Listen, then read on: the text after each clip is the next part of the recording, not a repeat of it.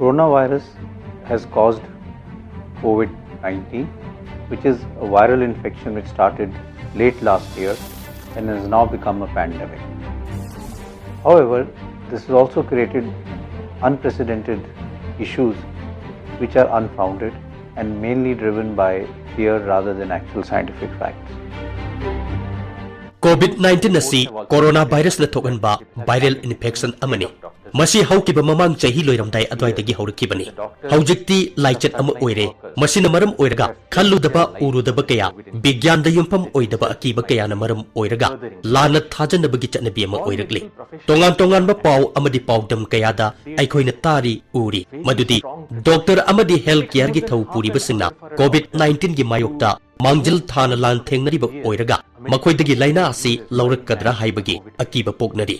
Adubu COVID-19 ga lan thengnariba doctor singdi checksin thorang phajana lokatli. Makoina anaba layeng bada setliba phijol asi lauthoknaba hotnabada pungkhai amarum changi doctor singdagi COVID-19 atokpada launarakani haibagi chingnaningai leite.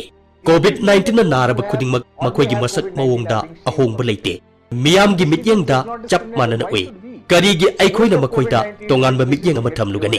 COVID-19 na naraba ayamba chayol anigi manungda naba pharaduna mayumda tekta kaidana hankigani. Ana layeng sangdagi naba pharaduna hankraba makoi khudipakpu taramna kauksin bigadabani akiba ama oina ubiroidabani. Tasengna makoi asi mangjil thana thauna fana laina asibu maithiba piba ngamba lanmi ngaktani. Aikhoidani laina asidagi ngakthokpa ngambagi mapangal yauriba. COVID-19 laina asibu laksin bada amadi makata na sandorpa tingna bahot abada aikhoigi thaudang yamna chawi. COVID-19 na miyoi bagi punsi kaya pikham na hankre adubu muthat hangum si mahak na taibang miyoi babudi. Laina asi sandorakta na ba aikhoi khudingmak mayok yasi. Chawkhal laba khunai amagi miyoi ama oina aikhoina awa ana taraba makhoi sing adubu mateng pangsi tongan ba mityeng ama thamgumsi.